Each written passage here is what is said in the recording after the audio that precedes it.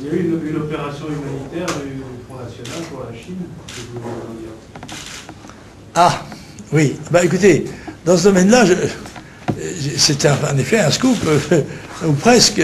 Je peux vous annoncer une chose, c'est que le Front National, qui a une tradition d'action humanitaire, puisque nous avons en son temps participé aux inondations de Hollande, à un tremblement de terre en Italie, à 10 ans d'action pour SOS Enfants d'Irak, un certain nombre d'actions en Afrique. Nous avons participé par exemple à la construction d'un pont au Cameroun et d'une école.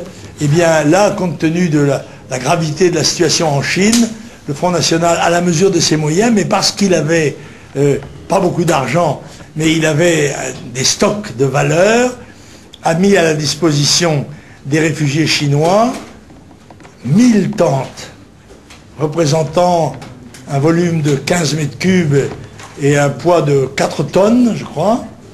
Et je peux vous dire, alors parce que j'ai toujours été choqué par le fait que dans ces catastrophes, la notion d'urgence n'est pas respectée, que les tentes du Front National sont arrivées en Chine aujourd'hui.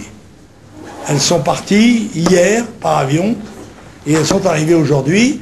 Et au moment où, très curieusement, le président de la République annonçait qu'il allait envoyer 10 000 tentes, qu'il se préparait à décider d'envoyer 10 000 tentes en Chine. Je pense que les Chinois les auront pour Noël, je pense, ainsi d'ailleurs que celle du Secours catholique, lequel commence à organiser des quêtes pour payer 10 000 tentes. Je ne sais pas pourquoi 10 000, le Front National en a fait 1000, ce qui est déjà énorme.